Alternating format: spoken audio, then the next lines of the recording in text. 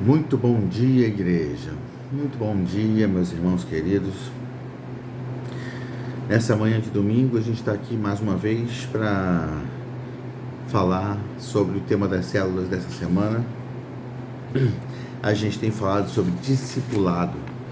A gente tem falado sobre o desafio de discipular, a missão de discipular. Na semana passada a gente falou sobre discipulado radical e a gente foi desafiado pela atitude de entrega dos discípulos, né, com que eles imediatamente, né, assim, a gente não tem a dimensão exata de como as coisas aconteceram. A gente tem vários textos, né, que mostram para a gente esses chamados discípulos, né? Há uma relação entre o texto que nós lemos e o texto de Lucas capítulo 5, por exemplo.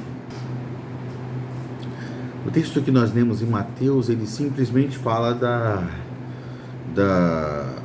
do chamado de Jesus aos discípulos. No texto de Lucas 5, por exemplo, ele fala da grande pesca, fala da reação de Pedro quando viu aquele milagre de Jesus, em que ele se prostrou diante de Jesus e disse: afasta-te de mim, sou pecador e tal.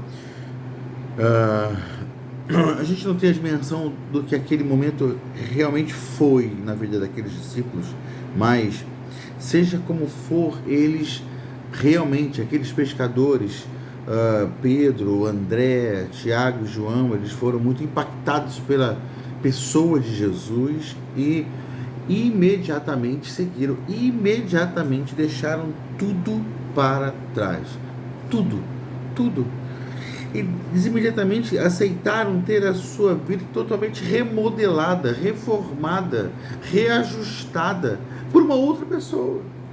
Que coisa incrível! Às vezes a gente ajusta a nossa vida, às vezes a gente entende que precisa parar e reorganizar todas as coisas, mas eles entregaram a vida nas mãos de alguém que refez a agenda deles, estabeleceu novos desafios para eles.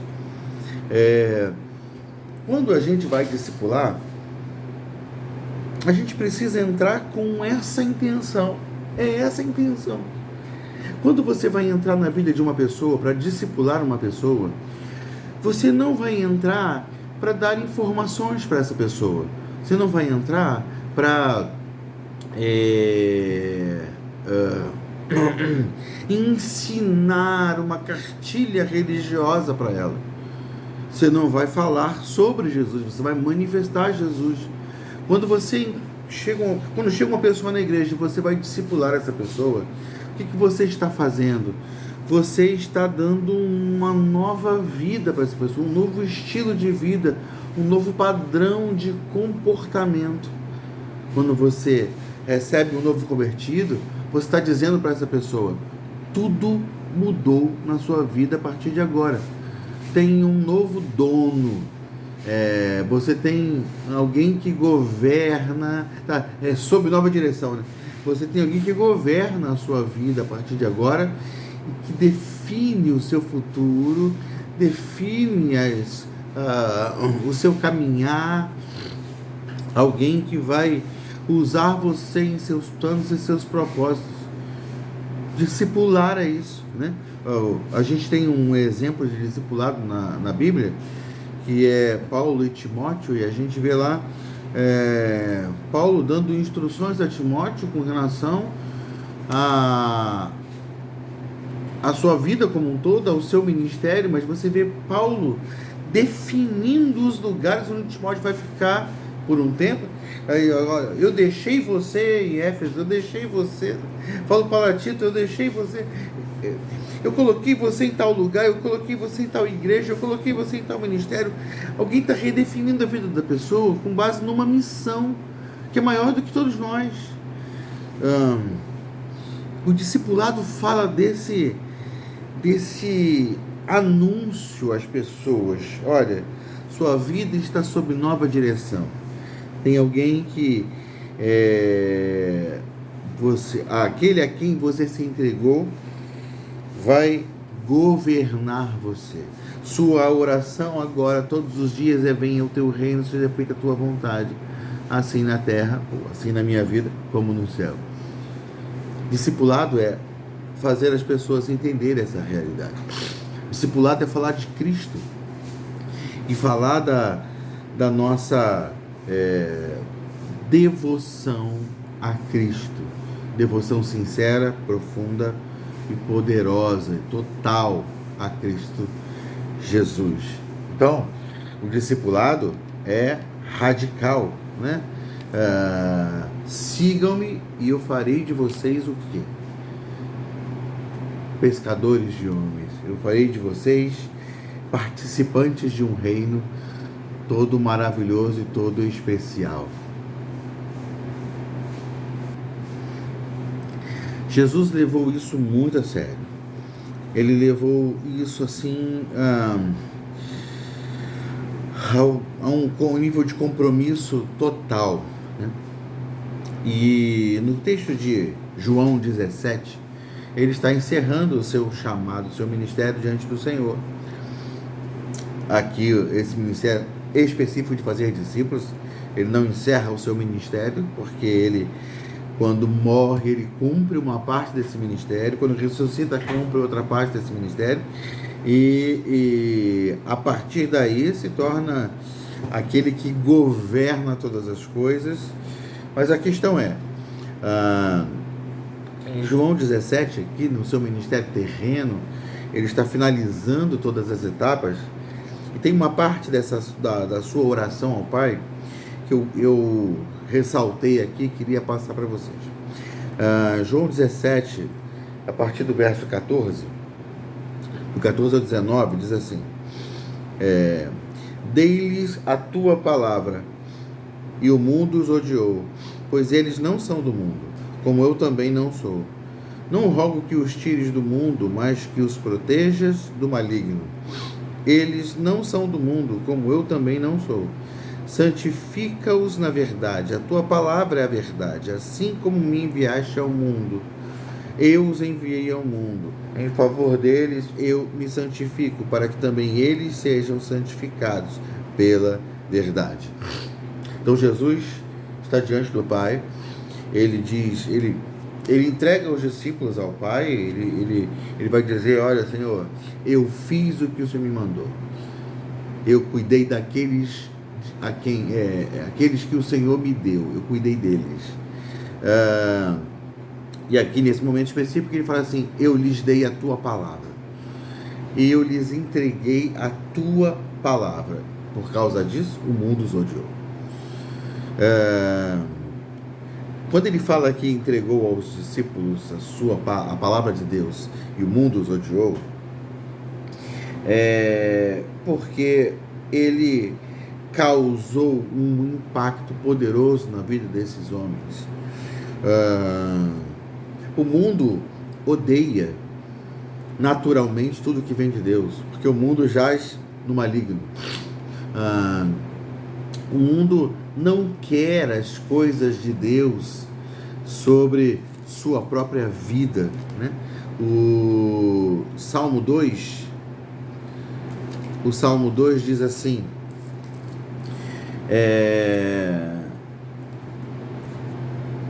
os reis da terra tomam posição e os governantes conspiram unidos contra o Senhor e contra o seu ungido, e dizem: façamos em pedaços as suas correntes, lancemos de nós as suas algemas. Ou seja, por que eles governam sobre nós? Por que a gente tem que aceitar o que eles definem? Não, olha só, vamos nos levantar contra o Senhor e contra o seu ungido, vamos romper essas correntes. O participante aqui causando um terremoto que ele está causando. Olha, fica quietinho. Esse é o Milk. Então, Os reis da terra tomam posição, os governantes conspiram unidos contra o Senhor e contra o seu ungido. Diga, mas a gente não quer participação nisso. A gente não quer aliança com Deus. A gente não quer aliança com o Senhor e com o seu ungido. A gente quer estar livre. A gente quer fazer o que a gente quer. A gente quer governar. Queremos governar sobre nós mesmos. O mundo jaz no maligno. O mundo não quer o Senhor, o mundo não quer compromisso com Deus, o mundo quer seguir suas próprias paixões, o mundo quer continuar adorando os ídolos que ele mesmo construiu. Então, quando alguém se levanta como um filho de Deus, cheio do Espírito Santo, esse alguém causa impacto no mundo. Esse alguém causa fúria no mundo. O mundo fica furioso. As pessoas do mundo, quando estão diante de um filho de Deus, ou se constrangem para a salvação, ou se endurecem e perseguem. Eu já vivi situações na minha vida em que fui perseguido por pessoas queridas, mas porque eu me posicionei como um servo de Deus, e essas pessoas não amavam o Senhor. Pessoas no mundo, pessoas no contexto escolar, pessoas em vizinhança, em tantos lugares. Eu acredito que muitos de vocês tenham passado por isso. Pessoas que viviam bem, pessoas que caminhavam bem com a gente, mas quando a gente começou a se posicionar diante do Senhor, em obediência a Ele, em a aplicação pessoal da palavra, né, em nossas vidas, né, eles mudaram estranhamente, como se um espírito os movesse a uma atitude contra nós, como se um ódio nascesse. E durante toda a história da humanidade, durante toda a história da igreja, o povo de Deus foi perseguido. Hoje o povo de Deus é perseguido em tantos lugares. Hoje o povo de Deus é perseguido de certa forma nos nossos contextos aqui, mesmo ocidentais, mesmo no nosso contexto, há perseguição porque a gente abraça princípios, abraça valores. Ou seja, quando a gente está falando de o mundo nos odiou, quando Jesus fala assim, eu lhes dei a sua palavra, o mundo os odiou, não é apenas por uma palavra que eles têm, não é apenas por um discurso que eles têm, não. É por uma transformação de vida, por princípios e valores assumidos, adotados, abraçados. O mundo nos odiou os discípulos e vai continuar odiando todos os que se dedicarem a viver essa palavra, a cumprir o propósito do Senhor. Mas Jesus diz assim, olha, Senhor, não precisa tirá-los do mundo, eu não rogo isso, que o Senhor os tire do mundo, mas que os livre do mal. Eles não são do mundo, como eu também não sou. Santifica-os na verdade, a tua palavra é a verdade. Livra-os de serem consumidos por esse mal.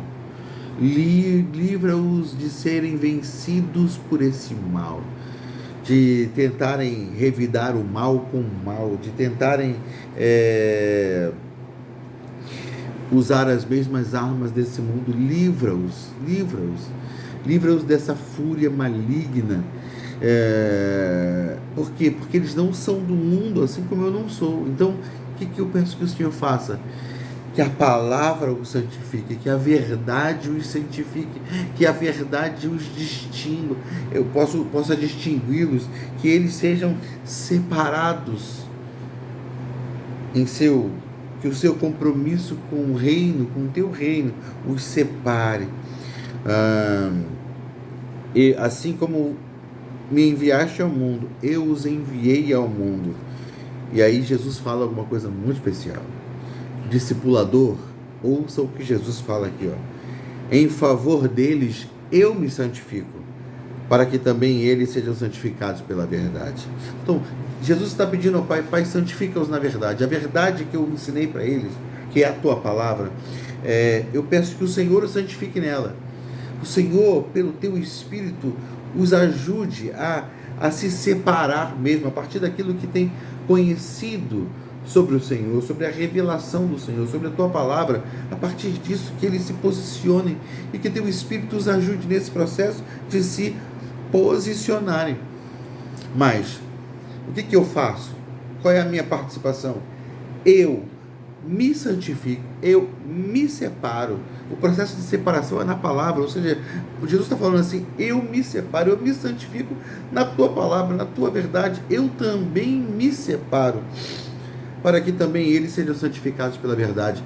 Eles serão santificados pela verdade, não só pelas palavras que ouvem da minha boca, mas porque me veem separado, santificado por essas palavras. Eles não veem em mim apenas um professor, alguém que ensina coisas teóricas. Eles veem em mim uma vida prática que demonstra a palavra que eu estou pregando. Então, o desafio para nós é que sejamos imitáveis. O desafio para nós é que sejamos imitáveis. O texto de 1 Tessalonicenses vai falar algumas coisas aqui interessantes. 1 Tessalonicenses 1, do 6 ao 10, vai dizer assim: de fato, vocês se tornaram nossos imitadores e do Senhor, pois apesar de muito sofrimento, receberam a palavra com alegria que vem do Espírito Santo. Assim tornaram-se modelo para todos os crentes que estão na Macedônia e na Caia. Olha que interessante. Vocês se tornaram, de fato, vocês se tornaram nossos imitadores e do Senhor, pois apesar de muito sofrimento, vocês se tornaram nossos imitadores. Ou seja, Paulo se colocou nessa missão com relação às igrejas, com relação à igreja de Tessalônica, com o objetivo de se permitir ver. Eu quero ser visto, eu quero que eles vejam a minha vida, eu quero que eles vejam o meu comportamento, eu quero que eles vejam a minha missão, eu quero que eles vejam a minha devoção, eu quero que eles vejam o meu amor pelo Senhor, eu quero que eles vejam a minha vida, porque a partir da minha vida eles vão saber como imitar o Senhor Jesus. Se eles me imitarem, eles vão imitar o Senhor Jesus. Paulo fala aos Coríntios, capítulo 11, 1 Coríntios 11, 1, sede meus imitadores, como eu sou de Cristo. Veja a lógica de Paulo, a lógica da compreensão de Paulo. Paulo fala assim: olha, se vocês me imitarem, vocês vão estar imitando a Cristo.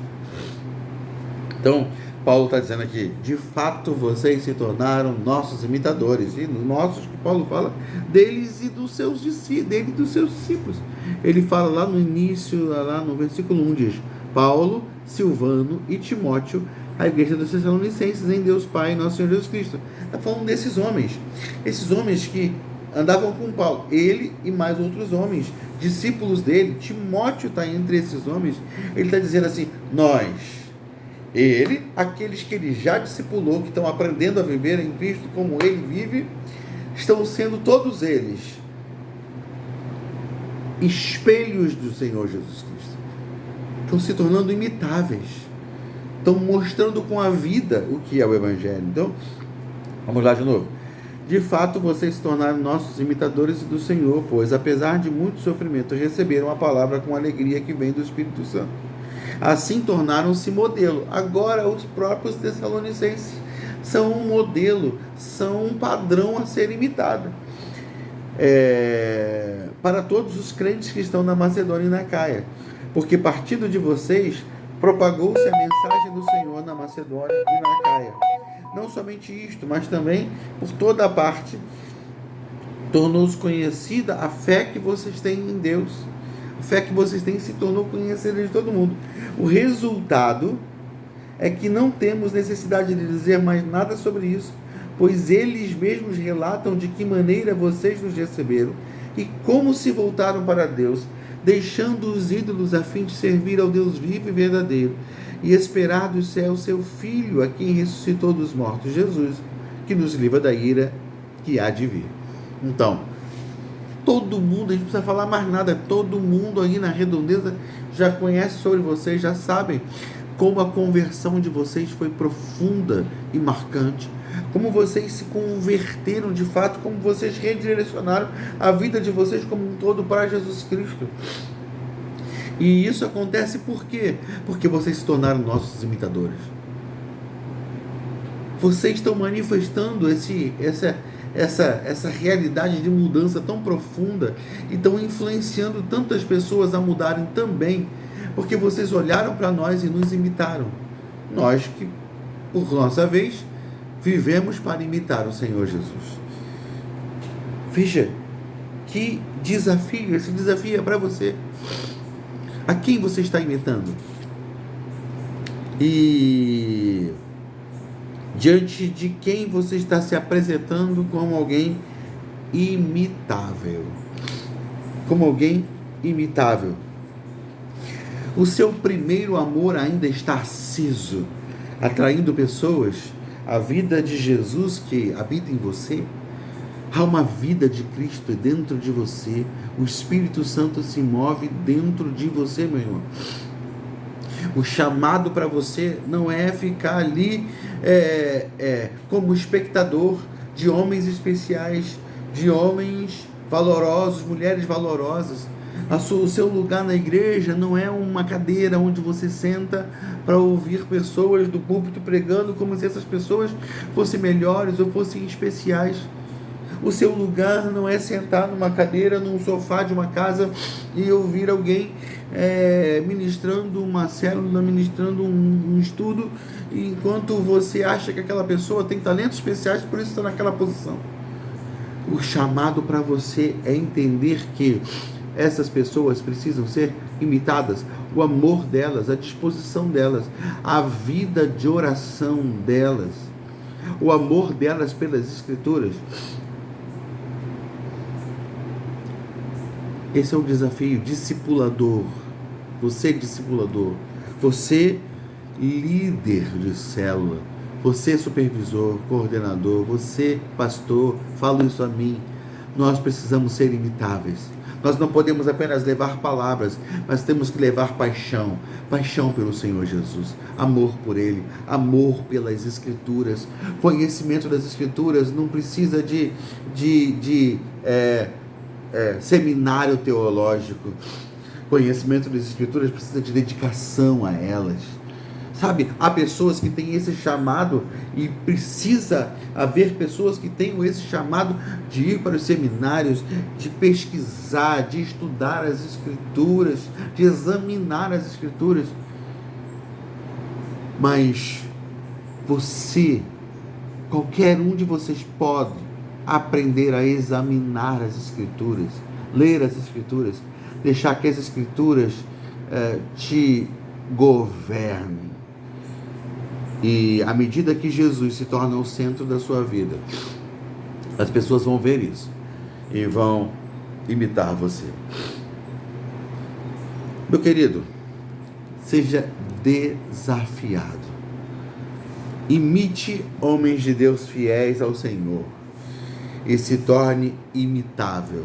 Esse é o padrão de Deus para a igreja. Esse é o estilo de vida da igreja. Imite o Senhor Jesus e seja imitável. Não viva nada aquém disso. Não viva nada fora disso. Qualquer coisa fora disso é uma religiosidade vazia, oca. Deus não te chamou para ser vazio. Deus te chamou para fazer com que rios de água viva fluam em seu interior, a partir do seu interior, e jorrem para a vida eterna. Deus te chamou para ser alguém impactante. Eu quero profetizar aqui pela palavra, porque eu estou lendo a palavra, eu estou profetizando aqui, enquanto eu leio a palavra, eu quero profetizar sobre você. seus vizinhos serão impactados, sua família será impactada, seus amigos na escola, na faculdade serão impactados. Por quê? Porque Jesus está impactando você. Torne-se imitável. Revele, através da sua vida, o Evangelho do Senhor Jesus Cristo. E leve pessoas a amá-lo intensamente através do seu amor por Ele. Deus te abençoe, meu querido. Que abençoe nossas células. Que sejamos cheios do Espírito Santo. Amém?